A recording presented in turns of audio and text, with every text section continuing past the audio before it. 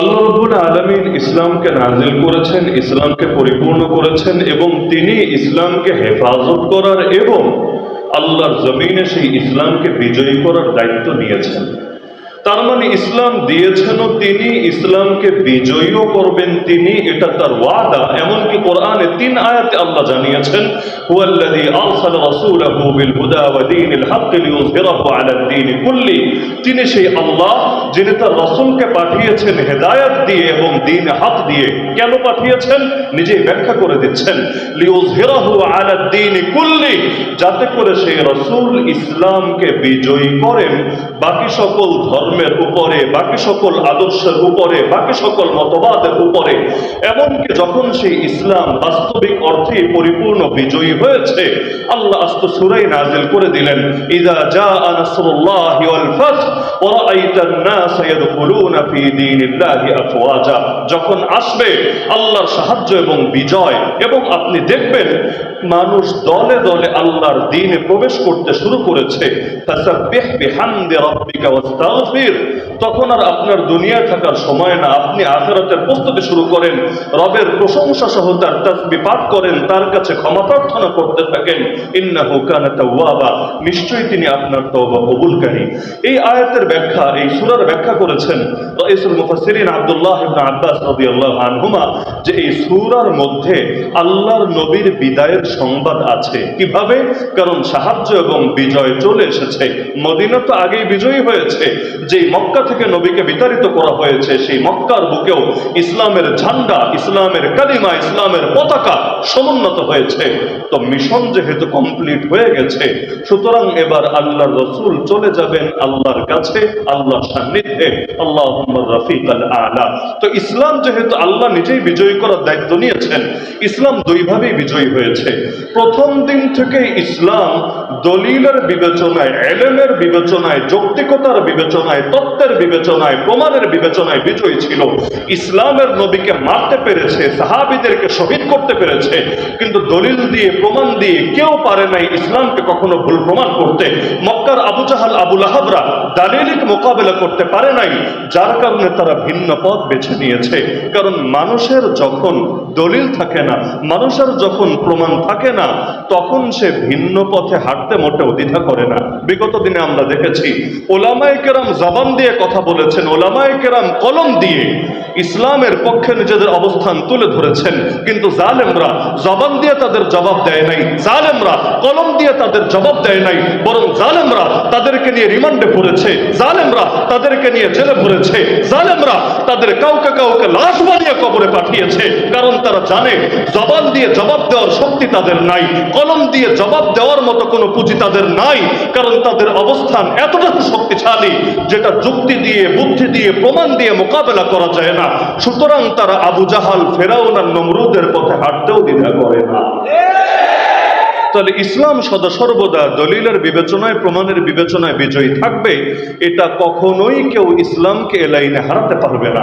এই যে পৃথিবীতে 100 বছর ধরে খেলাফত নাই, কিন্তু তারপরও এই 100 বছরেও কিন্তু পৃথিবীতে কেউ ইসলামকে যুক্তি দিয়ে, দলিল দিয়ে, প্রমাণ দিয়ে ভুল প্রমাণ করতে পারে নাই।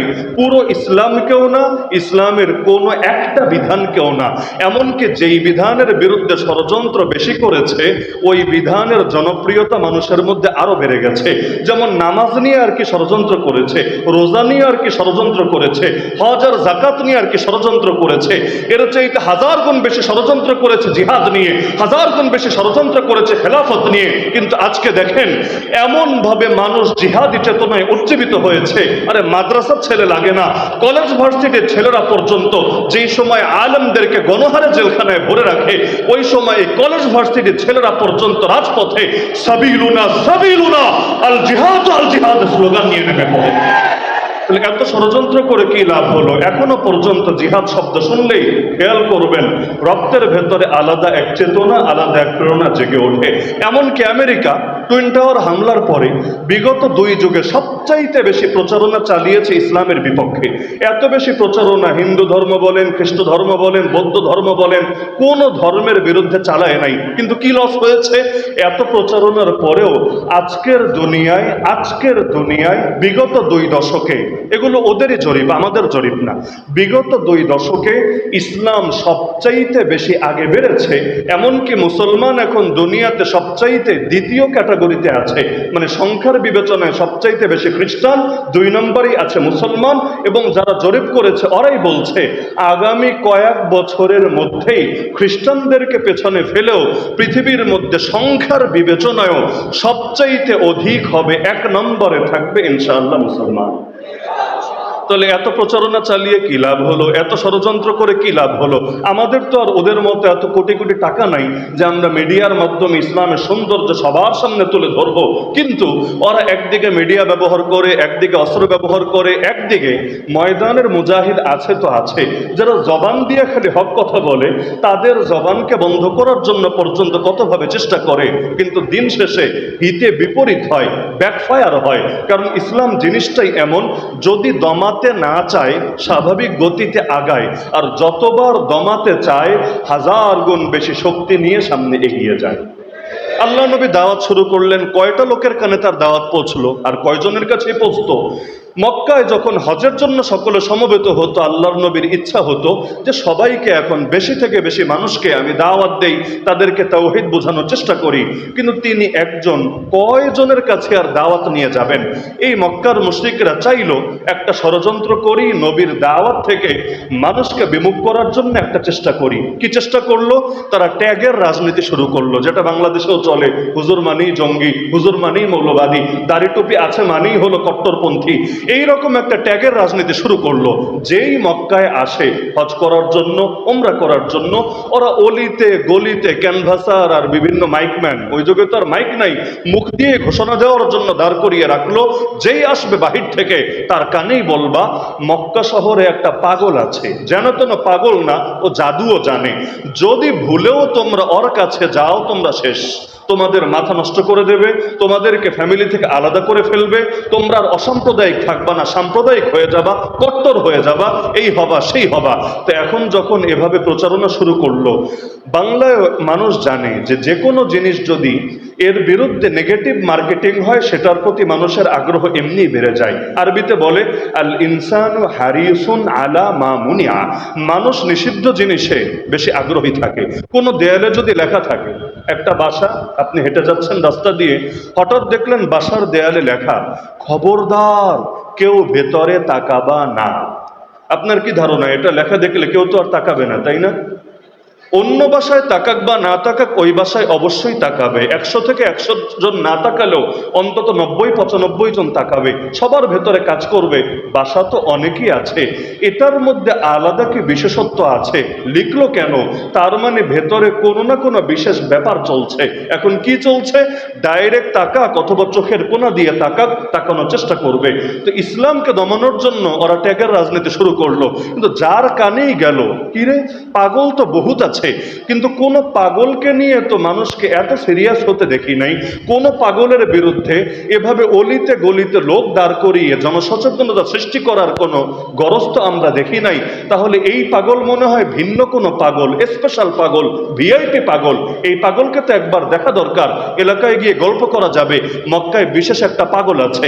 এখন যে যায় পাগল দেখতে, সেই ফিরে আসে আল্লাহর নবীর আদর্শে অনুপ্রাণিত হয়ে।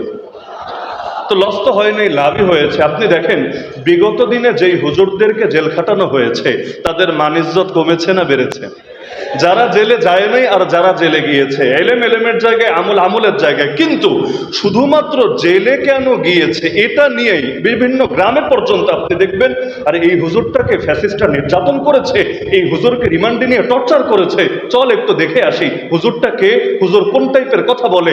যদি কিছু নাই থাকে হুজুরের ভেতরে, তাহলে ইন্ডিয়া থেকে শুরু করে ইন্ডিয়ার দালালরা তার পেছনে লাগলো কোন দুঃখে। তাহলে ইসলাম এমন একটা জিনিস, দলিল দিয়ে কখনোই এটাকে হারাতে পারবে না। তাহলে আমরা আমরা বলতে পারি দলিলের বিবেচনায় ইসলাম চির বিজয়ী ধর্ম, কখনোই কেউ এটাকে পরাজিত করতে পারবে না। কিন্তু আল্লাহ রাব্বুল আলামিন ইসলামকে শুধু দলিলের বিবেচনায় বিজয়ী বানান নাই, বরং ফিল্ডের বিবেচনায়, প্র্যাকটিসের বিবেচনায়, প্রয়োগের বিবেচনায়, বাস্তবায়নের বিবেচনায়ও আল্লাহ তাআলা ইসলামকে বিজয়ী বানিয়েছেন। যার কারণে কোরআন এই যে 3টা আয়াতে আল্লাহ বলেছেন যে নবী পাঠিয়েছেন ইসলামকে বিজয়ী করার জন্য, শাহ ওলিউল্লাহ মুহাদ্দিস দেহলভী রাহমাতুল্লাহ আলাইহি এই আয়াতগুলোর তাফসীর করেছেন যে এই আয়াতগুলোর আমলি তাফসীর হলো ওমর। কিভাবে? ব্যক্তি আবার আয়াতের তাফসীর হয় কিভাবে? কারণ আল্লাহ তো নবীকে পাঠালেন ইসলামকে বিজয়ী করার জন্য বাকি সব ধর্মের উপরে। নবী যতদিন ছিলেন মুশরিকদের শিরকি ধর্মের উপর ইসলামকে বিজয়ী করে গেলেন, ইহুদিদের ইহুদি ধর্মের উপর ইসলামকে বিজয়ী করে গেলেন। কিন্তু তখনও পর্যন্ত দুনিয়ায় 2টা আরো ধর্ম ছিল। একটা হলো আগুন পূজার ধর্ম, আরবিতে বলে মাজুসিয়াত, বাংলায় বলে জরাথুস্রবাদ। আর আরেকটা হলো খ্রিস্ট ধর্ম। খ্রিস্ট ধর্মের বিজয় ছিল রোমে, অর্থাৎ বর্তমান ইউরোপে। আর আগুন পূজার বিজয় ছিল হলো পারস্যে, অর্থাৎ বর্তমান ইরাক, ইরান এবং আশপাশের যে এলাকাগুলো এই অঞ্চলের ভেতরে। এই রোম এবং পারস্য উভয় অঞ্চলে যিনি কালেমার পতাকা উড়িয়েছিলেন তার নামই হলো ওমর রাদিয়াল্লাহু তাআলা আনহু। তাহলে আমরা বলতে পারি ইসলাম দিয়েছেন যিনি, ইসলামকে বিজয়ী করার দায়িত্ব নিয়েছেন তিনি। আচ্ছা, আল্লাহ যদি ইসলামকে বিজয়ী করার দায়িত্ব নেন, পৃথিবীতে কেউ আছে এই বিজয়কে ঠেকাতে পারবে? কারণ এই বিজয়কে ঠেকাতে চাইলে আগে তো আল্লাহকে ঠেকাতে হবে। কারণ হেফাজতের দায়িত্ব তার, বিজয়ী করার দায়িত্ব তার। এই 1500 বছরে ইসলামের মধ্যে কেউ কোনো কিছু কমাতেও পারে নাই, কেউ কোনো কিছু বাড়াতেও পারে নাই। বেদাত তো কম আসে নাই, আকীদার বেদাত এসেছে, আমলের বেদাত এসেছে। কত বেদাত তো সাহাবীদের যুগেই বিভিন্ন বেদাতীরা সেই বেদাত নিয়ে দাঁড়িয়ে গিয়েছে।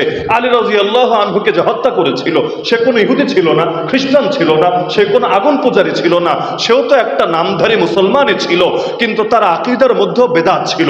সে যখন আলী রাদিয়াল্লাহু আনহুকে হত্যা করলো, তাকে গ্রেফতার করে জিজ্ঞাসা করা হলো, কিরে তোর এত বড় সাহস, কাতালতা আমিরাল মুমিনিন, তুই মুমিনদের নেতা আমিরুল মুমিনিনকে হত্যা করে ফেললি? সে বলল, লা, আরে কে বলেছে আমি মুমিনদের নেতাকে হত্যা করেছি?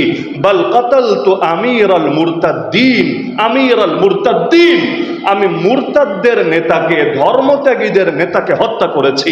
তার মানে সে এত আলা তবকার, এত উঁচু ক্যাটাগরির বুজুর্গ হয়ে গেছে যে ওর চোখে আলী রাদিয়াল্লাহু আনহু মুসলমানই না। তিনি তো মুসলমান না তো নাই, যারা তাকে মানে তারাও মুসলমান না, সবাই মুরতাদ, আর সেই মুরতাদদের নেতা হলো তিনি। এমনকি এই জালেম যে আলী রাদিয়াল্লাহু আনহুকে হত্যা করলো, তাকে যখন মৃত্যুদণ্ড দেওয়া হলো, শেষ মুহূর্ত পর্যন্ত সে আল্লাহর নামের জিকির করে গেল। তার মানে কত বড় বুজুর্গ বান্দা, আল্লাহর নামের জিকির মুখ থেকে যায় না, মরার আগেও আল্লাহর নামে জিকির করতে করতে যায়, অথচ সে আলী রাদিয়াল্লাহু আনহুকে মুসলমানই মনে করে না। তাহলে এ ধরনের বিভিন্ন আকীদার বেদাত ওই সময় তো আবিষ্কার হয়েছে, কিন্তু এখনো পর্যন্ত আসল ইসলাম কিভাবে টিকে আছে? বাকি কোনো ধর্মের তো এই কথা কেউই বলতে পারবে না যে এই ধর্মই সেই ধর্ম যেটা নবী নিয়ে এসেছে। ইহুদিরা দাবি করতে পারবে না নবী মুসা আজকের ইহুদি ধর্মটাই নিয়ে এসেছে, খ্রিস্টানরা দাবি করতে পারবে না নবী ঈসা আজকের এই খ্রিস্ট ধর্মটাই নিয়ে এসেছে। কিন্তু আমরা দাবি করতে পারি 1500 বছর আগে মুহাম্মদুর রাসূলুল্লাহ সাল্লাল্লাহু আলাইহি ওয়াসাল্লাম আমাদেরকে যে আদর্শ দিয়ে গেছেন, আজও সেই আদর্শই আছে। কারণ বেদাত ভিন্ন ভিন্ন হয়, কিন্তু সুন্নাত কখনো ভিন্ন ভিন্ন হয় না। বেদাত দেশে দেশে আলাদা হয়, দরবারে দরবারে আলাদা হয়, যুগে যুগে আলাদা হয়, কিন্তু সুন্নাত 1500 বছর আগেও যা, আজকেও তা, বাংলাদেশেও যা, আফগানিস্তানেও তা, সৌদি আরবেও যা, আমেরিকায়ও তা, পৃথিবীর সব জায়গায়, সব দেশে, সব ব্যক্তির কাছে একই থাকবে, এর মধ্যে কোনো ভিন্নতা আসবে না। তাহলে ইসলাম প্র্যাকটিসের বিবেচনায় বিজয়ী হয়েছিল। আল্লাহর নবী এবং তার সাহাবীদের জামানায় আল্লাহ পূর্ণাঙ্গভাবে বিজয়ী করেছেন। আর নবী আরেকটা ঘোষণা দিয়েছেন, কিয়ামতের আগে এমন সময় আসবে শহর বা গ্রামের একটা ঘরও বাকি থাকবে না যেই ঘরে আমার আল্লাহ নিয়ে ইসলামকে প্রবেশ করাবে না। তাহলে ইসলামকে বিজয়ী করার দায়িত্ব নিয়েছেন কে? তাহলে আল্লাহ যদি ইসলামকে বিজয়ী করার দায়িত্ব নেন, আজকে ইসলাম দুনিয়ার বুকে বিজয়ী না কেন?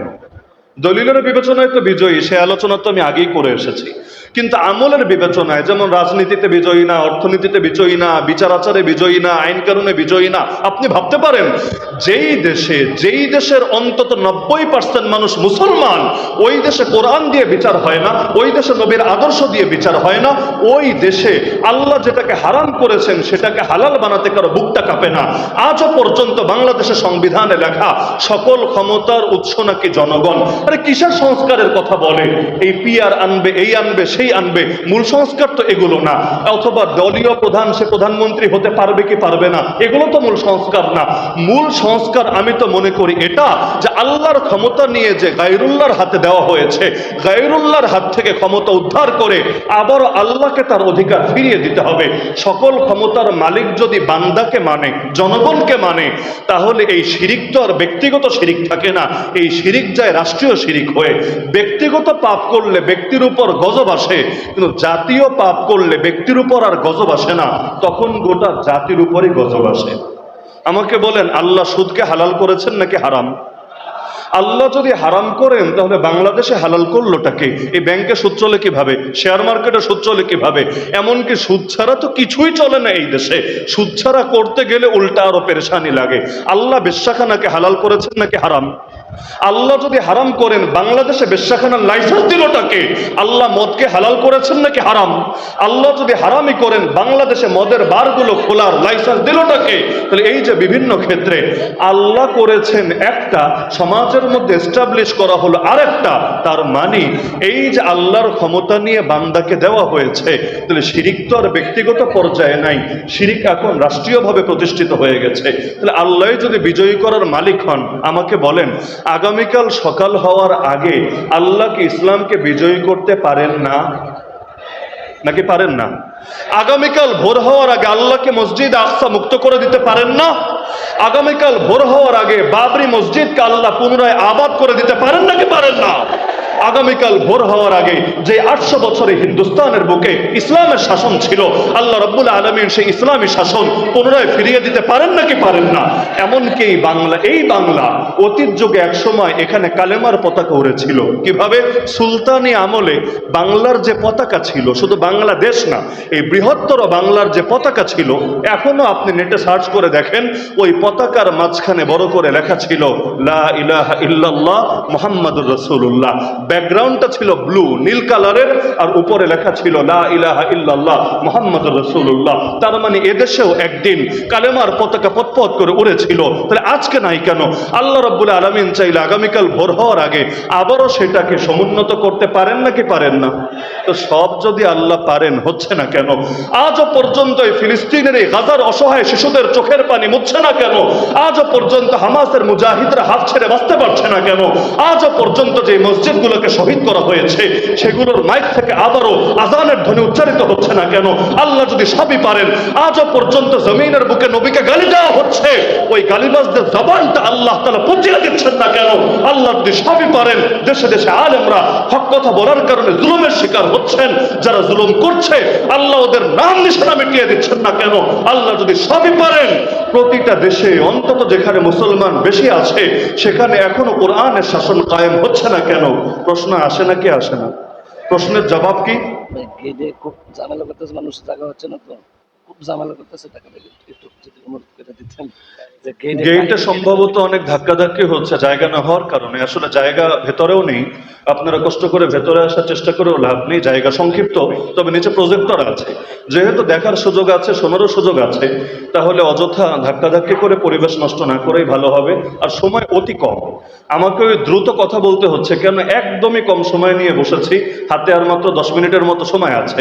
তাহলে সময় কম, কথা বেশি। এজন্য যদি পরিবেশ আপনার এমনি ঘোলাটে করেন, তাহলে কথা বলাতে এমনি মুশকিল হবে। এজন্য যে যেখানে আছেন আল্লাহর ওয়াস্তে বসতে পারেন বা দাঁড়িয়ে থাকেন, চুপ করে কথাগুলো শোনেন এবং দেখার চেষ্টা করেন। তো বলছিলাম যে আল্লাহ যদি সবই পারেন, তাহলে আল্লাহ করছেন না কেন? আল্লাহ তো আর কারো মুখাপেক্ষী না। এমন না যে আল্লাহ তাআলার শক্তিতে কোনো কমতি আছে, অথবা আমরা অলস, আমরা উদাসীন, আমরা জাগি নাই, এজন্য আল্লাহ রাব্বুল আলামিন করছেন না। বিষয় তো এমন না। আরে আল্লাহর করতে কিছু লাগে না। আল্লাহ চাইলে নমরুদের মতো তাগুতকে একটা ল্যাংড়া মশা দিয়ে ধ্বংস করতে পারেন। আল্লাহ রাব্বুল আলামিন চাইলে ফেরাউনের মতো এত বড় তাগুত আর বাতিলকে সাগরের মধ্যে চুবিয়ার অহংকারকে ধূলিসাৎ করে দিতে পারেন। আল্লাহ রাব্বুল আলামিন চাইলে আব্রাহার বিশাল হস্তি বাহিনীকে ঝাঁকে ঝাঁকে পাখি পাঠিয়ে একদম ওদের অস্তিত্বকে নিশ্চিহ্ন করে দিতে পারেন। আল্লাহ রাব্বুল আলামিন চাইলে ছোট ছোট বাচ্চাদের হাতে ইন্ডিয়ার দালালকে শিক্ষা দিয়ে দেশ ছাড়া করতে পারেন। আল্লাহ তো সবই পারেন।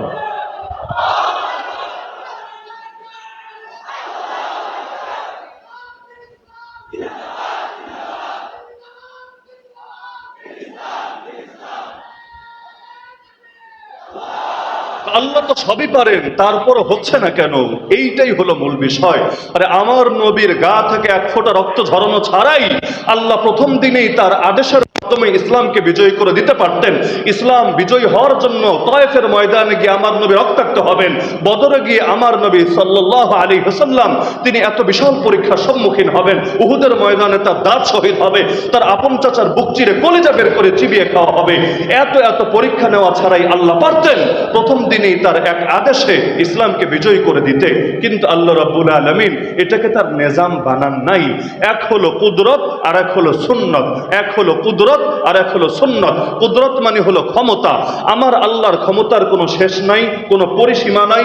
আমার আল্লাহর ক্ষমতার মধ্যে কোনো ধরনের কোনো অসম্পূর্ণতা নাই। ইন্নাল্লাহ আলা কুল্লি শাইইন কাদির, নিশ্চয়ই আল্লাহ সর্ব বিষয়ে পরিপূর্ণ ক্ষমতাবান। আলা ইন্নাল কুওয়াতা লিল্লাহি জামিআ, জেনে রেখো সমস্ত শক্তির মালিক একমাত্র আল্লাহ। আল্লাহর কুদরতে কোনো কমতি নাই। কিন্তু আল্লাহ তাআলা একটা নিজাম বানিয়েছেন, একটা সিস্টেম বানিয়েছেন, একটা সুন্নাত বানিয়েছেন। সেটা হলো কাতিলুহুম ইউআযিবহুমুল্লাহু বিআইদিকুম। বান্দা, আযাব তো আল্লাহই দিবে, কিন্তু আল্লাহ এখন থেকে তোমাদের হাতে আযাব দিবে। তোমাদের লড়াই হবে বাতিলের বিপক্ষে। আল্লাহ তোমাদের হাত দিয়ে দুনিয়ার বাতিলদেরকে শায়েস্তা করবে। কেন আমাদের হাত দিয়া করার কি দরকার? জিবরিলের হাত নাই, আসমানের ফেরেশতাদের হাত নাই? আছে। কিন্তু সব যদি আল্লাহই করেন তার আদেশের মাধ্যমে, অটোমেটিক ভাবে, স্বয়ংক্রিয়ভাবে, তাহলে আমি আপনি দামি হব কিভাবে? কেয়ামতের দিন একটা পুঁজি তো লাগবে। কেয়ামতের দিন আল্লাহর কাছে নিজেকে সম্মানী বানানোর একটা মাধ্যম তো লাগবে। আরে কি আছে জীবনে?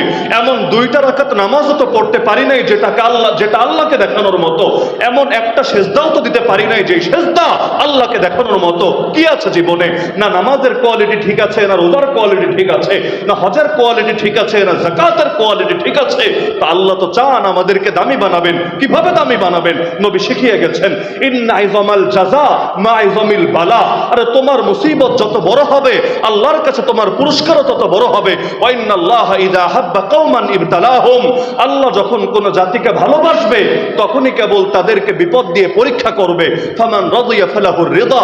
বিপদে পড়েও যে আল্লাহর উপর খুশি থাকবে তার জন্য আল্লাহর সন্তুষ্টি বরাদ্দ থাকবে। ওমান সাখিতা ফালাহু সাখাত। আর বিপদে পড়লে যে আল্লাহর উপর নারাজ হবে তার জন্য আল্লাহর অসন্তুষ্টিও বরাদ্দ থাকবে। আল্লাহ চান আমাদেরকে দামি বানাতে। এজন্য দেখেন না, শহীদ যখন শহীদ হয় রক্তের প্রথম ফোঁটা মাটিতে গড়িয়ে পড়ার আগেই আল্লাহ তার অতীতের সমস্ত পাপকে মাফ করে দেন। আল্লাহ রাব্বুল আলামিন জান্নাতের সবুজ পাখির ভেতরে তার প্রাণটাকে ঢুকিয়ে দেন। সারাদিন ডানা মেলে মেলে জান্নাতে উড়ে বেড়ায়। আর শেষ বেলায় এসে আরশের নিচে বিভিন্ন দ্বীপাধার আছে, সেখানে এসে আশ্রয় নেয়। রবের উদ্দেশ্যে সেজদায় লুটিয়ে পড়ে। রব জিজ্ঞাসা করে, কি বান্দা, আর কি চাস তুই? চেয়ে ফেল, যাই চাইবি আমি দিয়ে দিব তোকে। তখন বান্দা জবাব দিবে, আল্লাহ আর কি চাওয়ার বাকি আছে? যা চেয়েছি তা তো পেয়েছি, যা কোনোদিন কল্পনায় আসে নাই তাও তুমি দিয়েছো। তখন আল্লাহ বলবে, না বান্দা, তোর চাওয়া লাগবে। তুই জানিস না আমি চাইলেই খুশি, না চাইলেই নারাজ। 1 বার 2 বার 3 বার। অবশেষে বান্দা বলবে, আল্লাহ আমার চাওয়া হলো আমাকে আরেকটা বার পাঠিয়ে দাও না দুনিয়ার বুকে, আরেকবার শহীদ হয়ে আমি আসি তোমার কাছে। একবার চিন্তা করেন কি মজা আছে, কি মধু আছে এই শাহাদাতের ভেতরে। একবার কেউ জান্নাতে গেলে জান্নাত ছেড়ে ফিরে আসতে চাইবে না। আরে যেই জান্নাতে রবের দিদার আছে, যেই জান্নাতে নবীর সোহবত আছে, যেই জান্নাতে শারাবান তহুরা আছে, যেই জান্নাতে সালসাবিল জানজাবিল আছে, যেই জান্নাতে মদের নহর আছে, যেই জান্নাতে মন যা চায় সব আছে, কোনোদিন যা কল্পনায় আসে নাই তাও আছে, ওই জান্নাত পর্যন্ত সেরে আসতে চাইবে। যেই জান্নাতে 72টা হুর অন্তত আছে, সে হুরের আলিঙ্গন ছেড়ে, বাহুবন্ধন ছেড়ে দুনিয়াতে চলে আসতে চাইবে। আবারও শাহাদাতের টানে, আবারও শাহাদাতের মধুপান করার আকর্ষণে। আরে যদি শাহাদাতের মজা লোকে বুঝতো, তাহলে সারা জীবন শহীদ হওয়ার জন্য ছটফট করতে থাকতো। এমনি তো ওমর রাদিয়াল্লাহু আনহু নিয়মিত দোয়া করতেন না যে হে আল্লাহ, তোমার কাছে আমার চাওয়া, আল্লাহুম্মা রযুকনি শাহাদাতান ফি সাবিলিক, আমাকে তোমার রাস্তায় শহীদি মরণ দিও। এমনকি ওমর তো ওমর, নবী পর্যন্ত বলছেন লাওয়াদিত্তু, আমার ইচ্ছা হয় আন্নী উক্তালু ফি সাবিলিল্লাহ, আমি আল্লাহর রাস্তায় শহীদ হব, শহীদ হব। আরে শহীদের মর্যাদা কি নবীর চাইতে বেশি নাকি? প্রশ্নই আসে না। কিন্তু নবীরও স্বপ্ন, আল্লাহ আমার ইচ্ছা হয়, কি ইচ্ছা? এটা না নামাজে মরবো, এটা না সেজদায় মরবো, এটা না তওয়াফ করতে করতে মরবো, এটা না সাই করতে করতে মরবো। আল্লাহ আমার ইচ্ছা হয় তোমার রাস্তায় শহীদ হব, এরপর আবার জীবন পাবো, আবার শহীদ হব, আবার জীবন পাবো, আবার শহীদ হব। আরে শাহাদাতের যে কি মজা! যে মারা যায় লোকে তো ভাবে সে মনে হয় লসের শিকার হয়েছে, অথচ বাস্তবে লসের ভেতর কে আছে? আল্লাহ যাকে এখনো কবুল করে নাই সে না আছে। কারণ মানুষ কোন জিনিস কেনে? আপনি যদি বাজারে যান কোন জিনিসটা কিনবেন বলেন? পচা জিনিস কেউ টাকা দিয়ে কেনে না, কেনার কথাও না। মানুষ সেই জিনিস কেনে যেটার দাম আছে, যেটার মূল্য আছে। আর আমার প্রাণের যদি মূল্য থাকে, আমারও তো চাওয়া থাকবে আল্লাহ জান্নাত নামক মূল্য দিয়ে, জান্নাত নামক মূল্য দিয়ে আমার প্রাণ নামক পণ্যটাকে কিনে নিবে। এজন্য খালিদ বিন ওয়ালিদ, সালাহুদ্দিন আইয়ুবী তারা মৃত্যুর সময় এই আফসোসিত করে গেছেন, আল্লাহ আমার কোলের উপর কত মানুষ শহীদ হলো, কত মানুষ জীবনের শেষ নিঃশ্বাস ত্যাগ করলো, কিন্তু আমাদের নসিবে শাহাদাত জুটলো না, আমাদের এখন সাধারণ মানুষের মতো মরতে হচ্ছে। তাহলে তারা মরার সময় আফসোস করে যাচ্ছেন, কেন আল্লাহর রাস্তায় জিহাদের ময়দানে শহীদ হলেন না? অথচ আমি আপনি ভয়ে দোয়াটাও করি না। দোয়া করি না আমরা? কয়জন দোয়া করেছেন জীবনে যে আল্লাহ ওমর যেভাবে দোয়া করতেন, নবী যেভাবে চাইতেন, আল্লাহ আমিও চাই আমাকে শহীদি মরণ দিও? কয়জন দোয়া করেছেন? দোয়া কেন করি না? শুধুমাত্র এই ভয়ে। দোয়া করতে তো হুজুর পয়সা লাগে না, কিন্তু বাই চান্স কবুল হয়ে গেলে কি হবে? দোয়া তো করতে সমস্যা নেই, করলাম, কিন্তু যদি লাইগা যায়, যদি আল্লাহ এটা কবুল করে নেয়, তাহলে ব্যথা তো আমার লাগবে, কষ্ট তো আমার হবে, আপনার কি হবে? আরে আমি তো ভাবছি ফিলিস্তিনে যে মুজাহিদিন বা যে বাচ্চারা শহীদ হয়েছে ওরা লসে আছে, কিন্তু ওরা লসে নাই রে ভাই, ওরা তো জান্নাতের মধ্যে ডানা মেলে মেলে উড়ে বেড়াচ্ছে। লসে তো আমি আছি, লসে তো আপনি আছেন। কারণ কিয়ামতের দিন তারা যদি বিচার দিয়ে দেয় আল্লাহর আদালতে, আয় আল্লাহ যেই জমিনে 200 কোটি মুসলমান ছিল, ওই জমিনে আমাদের পাশে দাঁড়ানোর মতো একটা লোক ছিল না। যেই জমিনে 200 কোটি মুসলমান ছিল, ওই জমিনে 70 বছরের বেশি সময় পর্যন্ত তোমার ঘর থাকলো, প্রথম কেবলা থাকলো ইহুদিদের দখলে, মুক্ত করার জন্য একজন সালাহুদ্দিন আইয়ুবীও আসলো না। এভাবে যদি আল্লাহর আদালতে আমার কাছে আমার বিরুদ্ধে বিচার দিয়ে দেয়, তাহলে আমার হয়তো মুক্তির কোনো উপায় থাকবে না। তো লসে তো আমি আছি, কারণ আমি তো আমার পরিণতি জানি না। আমার প্রাণ, আমার সম্পদ, এগুলো তো আল্লাহর পথে আমি কাজে লাগাতে পারছি না। আপনি ভাবতে পারেন যেই দুনিয়ায় 200 কোটি মুসলমান থাকে, খালি যদি সকল ঐক্যবদ্ধ হতে পারতো, আমি তো এই জমিনের বুকে পৃথিবীর একটা অঞ্চলেও আমি এমন দেখি না যেখানে কেউ নবীরে গালি দেওয়ার সাহস করত, যেখানে মুসলমানদের রক্তের বন্যা এভাবে বয়ে দিত। কারণ 200 কোটি কম কথা না। ইহুদি কয়জন? ইহুদি কয়জন? নাস্তিক কয়জন? বাংলাদেশে নাস্তিক কয়টা আছে বলেন? নাস্তিক তো সব মিলিয়ে 1 লাখও হয়তো হবে না, আদর্শিক নাস্তিক, কিন্তু পুরো দেশটাকে গরম করে রাখে। আর আমরা 90% গর্ব করি। গর্ব করার সময় গর্ব করতে তো আর মুখে বাঁধে না। কিন্তু আমরা ছিলাম সিংহের জাতি, এখন আমরাই হয়ে গেছে শিয়ালের জাতি। ওরা হয়ে গেছে সিংহ, আমরা হয়ে গেছে শিয়াল। এজন্য ওরা একটা আসলে আমরা হাজারটাও আর সামনে কথা বলার সাহস দেখাই না। অথচ আমরা যদি সিংহ হয়ে জাগতে পারতাম, ময়দানে শিয়ালদের রাজত্ব আর মোটেও টিকত না। তাহলে সব তো আল্লাহই করবেন, আমরা কিচ্ছু না। কিন্তু আল্লাহ চান আমরা ওসিলা হই, আমরা মাধ্যম হই, যাতে করে আমরা দামি হই, আমরা সম্মানী হই। তাহলে আল্লাহ যেহেতু এটা সিস্টেম বানিয়েছেন, তাহলে আল্লাহর দেওয়া জান আল্লাহকে দেওয়ার জন্য রেডি আছেন কি না? বাস্তবতা কি জানেন? কারো মরণ আগায়ও না, কারো মরণ পিছায়ও না। যারা শহীদ হয়ে গেছে, মৃত্যুটা এগিয়ে এসেছে, বিষয়টা এমন না। উত্তরায় মাইলস্টোনে যারা নিহত হয়েছে, আমরা অবশ্যই দোয়া করি আল্লাহ তাদেরকে শাহাদাতের মর্যাদা দান করুন, আল্লাহ তাদেরকে জান্নাতুল ফেরদাউস নসিব করুন। কিন্তু বাস্তবতা তো এটাই, তাদের মরণটা তাদের জন্মের আগে এভাবেই লেখা ছিল। এমন না হায়াত ছিল 60 বছর আর আল্লাহ সিস্টেমের বাইরে গিয়ে অটোমেটিক মরে গিয়েছে। এজন্য অকাল মৃত্যু বলতে কিছু নাই। অকাল মৃত্যু একটা শিরকি শব্দ। কিসের অকাল মৃত্যু? সব মৃত্যুই কালের মৃত্যু, অকাল বলতে কিচ্ছু নাই। কারণ কোরআন বলে দিয়েছে, ইদা জা আজালুহুম লা ইস্তাখিরুনা সাআতাম ওয়া লা ইস্তাকদিমুন। মৃত্যু যখন আসে একটু আগেও না, একটু পিছেও না। তো কোরআনে আল্লাহর ওয়াদাই এটা, দিন সব সময় এক যাবে না। ওয়ানাবলুকুম বিশ-শাররি ওয়াল খাইরি ফিতনা। কখনো মন্দ হালত আসবে, কখনো ভালো হালত আসবে। আল্লাহ তাআলা নিজামই বানিয়েছেন এরকম, পরীক্ষা চলতে থাকবে। আপনি চিন্তা করেন, রোম সম্রাট হিরাক্লিয়াস, খ্রিস্টানদের বাদশাহ, আবু সুফিয়ান তখনও মুসলমান হয় নাই, কাফেরদের প্রতিনিধি, কাফেরদের লিডার, তাকে জিজ্ঞাসা করলো অনেকগুলো প্রশ্ন, নবী হক কিনা যাচাইয়ের জন্য। এর মধ্যে একটা প্রশ্ন ছিল, মুহাম্মাদের সাথে তোমাদের যুদ্ধ হয়েছে কিনা? বলল হ্যাঁ, যুদ্ধ হয়েছে। ফলাফল কি? বলল ফলাফল তো হলো আল হারবু বাইনানা ওয়া বাইনাহুম সিজাল ইয়ানালু মিন্না ওয়া নানালু মিন। যুদ্ধের রেজাল্ট তো এক থাকে নাই, কূপের বালতির মতো। কখনো সে জিতেছে, কখনো আমরা জিতেছি। বদরে তারা জিতেছে, উহুদে আমরা জিতেছি। এই জামানা হলে লোকে বলতো হায় হায় কি বলো, তিনি যদি হক নবী হন তিনি আবার যুদ্ধে হারবেন কেন? তাহলে তো মনে হচ্ছে কোনো ভেজাল আছে। কিন্তু হিরাক্লিয়াস এই যে কখনো জিতেছে কখনো হেরেছে, এটা শুনে আরো কয়েকটা প্রশ্নের জবাব শুনে সিদ্ধান্ত উপনীত হলো যে তুমি যা বললা, তোমার কথা যদি সত্য হয়, তাহলে তিনি তো হক নবী, তো হক নবী আমিনকে আমি আমার পা রেখেছি আজকে ইউরোপের যে মাটিতে, শীঘ্রই এই মাটির মালিকও তিনি হয়ে যাবেন। ওয়াসায়ামলিকু মাউদিআ কাদামাইয়া হাতাইন। কেন? কারণ এই ইসলামের নিজামে আল্লাহ এটা বানিয়েছেন, দিন সবসময় এক যাবে না। কারণ আল্লাহ কখনো শুকরিয়ার পরীক্ষা নেবেন, কখনো সবরের পরীক্ষা নেবেন। তো যতদিন জমিনে খেলাফত ছিল আমরা শুকরিয়ার পরীক্ষা দিয়েছি। এখন যে ইসলাম বিজয়ী না, আমরা এখন সবরের পরীক্ষা দিচ্ছি। এই সবরের পরীক্ষায় কি পাশ করতে হবে না ফেল করতে হবে? আরে পাশ করতে হবে না ফেল করতে হবে? হ্যাঁ, আমাদের হাতে কিচ্ছু নাই। আমরা পারবো না মসজিদ আকসাকে মুক্ত করতে, পারবো না আমরা বাবরি মসজিদকে স্বাধীন করতে। সব করবেন আল্লাহ নিজে, আমরা জাস্ট ওসিলা হব। ওসিলা, এই ওসিলা যদি হতে পারি আর আল্লাহকে নিজের জানমাল দিয়ে দিতে পারি, ইনশাআল্লাহ আল্লাহ আমাদেরকে মোটেও ঠকাবেন না। সুতরাং আমার শেষ বার্তা, একটা মাত্র জীবন, সুযোগও একটা। জীবনও যেহেতু বেশি না, সুযোগও আর আসবে না।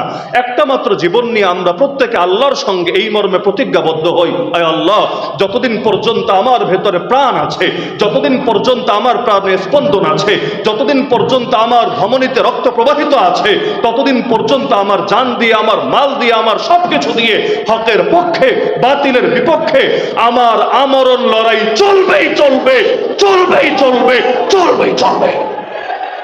এর জন্য জান দেওয়া লাগলে জান দিতে রেডি আছি, মাল দেওয়া লাগলে মাল দিতে রেডি আছি। এর জন্য যদি আমার মায়ের কোল খালি হওয়া লাগে, হ্যাঁ খালি হবে। এর জন্য যদি আমার বাপের চোখ থেকে পানি ঝরা লাগে, হ্যাঁ পানি ঝরবে। এর জন্য যদি হাতে হাত করা পড়া লাগে, সেটা পড়ার জন্য রেডি আছি। এর জন্য যদি বুকে আবু সাঈদের মুক্তের মতো গুলি পেতে নিতে হয়, গুলি পেতে নিতেও রাজি আছি।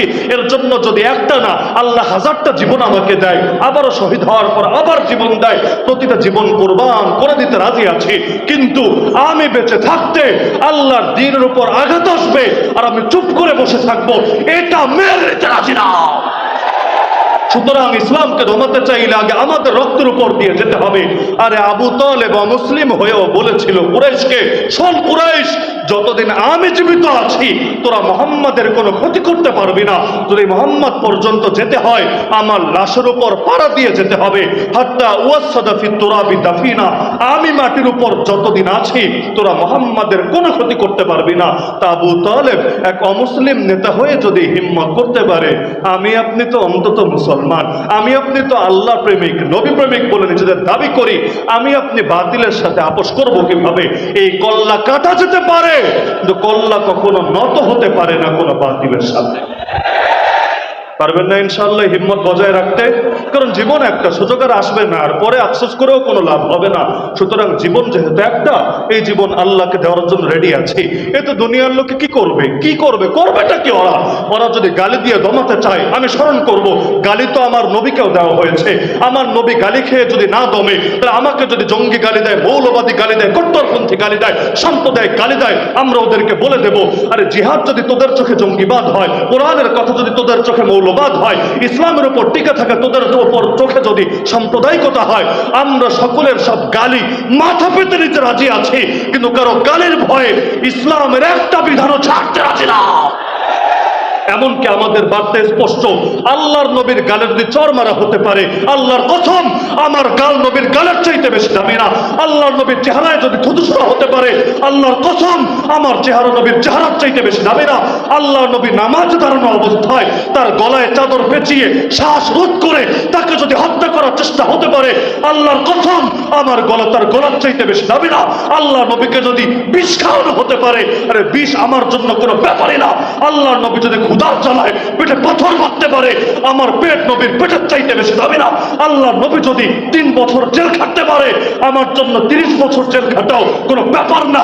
এমনকি আল্লাহর নবী যদি নিজের সব আল্লাহর রাস্তায় কোরবান করে দিতে পারে, ইনশাআল্লাহ শাহাদাত অর্জন করতে আমার দিলের মধ্যে কোনো ভয়, কোনো আতঙ্ক কাজ করবে না। মনে থাকবে তো ইনশাআল্লাহ? মনে থাকবে তো ইনশাআল্লাহ? প্রতিজ্ঞা আমার সাথে করার দরকার নেই, প্রতিজ্ঞা হবে আল্লাহর সাথে, আর তৌফিকও চাইবো আল্লাহর কাছে। কারণ আগামী দিনে ইসলাম বিজয়ী হবেই হবে। কারণ এটা নবী ওয়াদা জানিয়ে গিয়েছেন, মিস হওয়ার সুযোগ নাই, বিজয়ী হবেই হবে। ওই সময় লেখা হবে কারা রাজাকারি করেছে কুফরি পরাশক্তির পক্ষে। কারণ যখন জমিনে ইসলাম বিজয়ী হবে, আজকে লোকে ভাবছে অসম্ভব। আরে মজার বিষয়, এখন থেকে 1.5 বছর আগে ফ্যাসিস্ট পালাবে, এটাও লোকে ভেবেছিল অসম্ভব। বিগত জুলাইতেও মানুষ বলেছিল আগামী 20 বছরও মনে হয় ওর পতন হবে না। এমনকি পতন যদি না হতো, আমার সামনে এখানে যারা আজকে বসে আছেন, এর অনেকের হয়তো খুঁজেও পাওয়া যেত না, কই যে নিয়ে গায়েব করে দিত আল্লাহ ভালো জানে। তো যেখানে গিয়ে মানুষের চিন্তার দৌড় শেষ, সেখানে আল্লাহর কুদরতের দৌড় শুরু। সুতরাং আজকে অনেকে ভাবে ইসলাম মনে হয় বিজয়ী হওয়া সম্ভব না, কিন্তু আমরা কোরআনের উপর বিশ্বাস রাখি, হাদিসের উপর বিশ্বাস রাখি। আমরা জানি ইসলাম বিজয়ী হবেই হবে। যেহেতু বিজয় হবেই হবে, সুতরাং সেই বিজয়ে আমারও অবদান থাকবে, এবং সেই বিজয়ের পেছনে অন্তত আর কিছু না হলেও আমার রক্ত থাকবে, যাতে করে আমি মরার পর অমর হয়ে থাকি। যাদের দিলে আল্লাহর মহব্বত আছে তাদের চোখে। মনে থাকবে তো ইনশাআল্লাহ? আল্লাহ সবাইকে তৌফিক দান করুন। একদম শেষ কথা, জামানার খালেদ বিন ওয়ালিদ হতেও রেডি থাকবেন, বেলালে হাবশি হতেও রেডি থাকবেন। যদি বেলালের মতো মায়ের খাওয়া লাগে, মায়ের খেতেও রেডি আছে আয় আল্লাহ। আর যদি খালেদ বিন ওয়ালিদের মতো কাফেরদের মায়ের দেওয়া লাগে, তাও দিতে রেডি আছে আয় আল্লাহ। আমরা খেতেও জানি, আমরা দিতেও জানি, যখন যেটা প্রয়োজন সেটা করতে জানি। জানি না শুধু বাতিলের সামনে মাথা নত না করতে, এটা আমরা জানি না। আর আমরা পারি না হকের ব্যাপারে মুখ বন্ধ করে বোবা শয়তান হতে।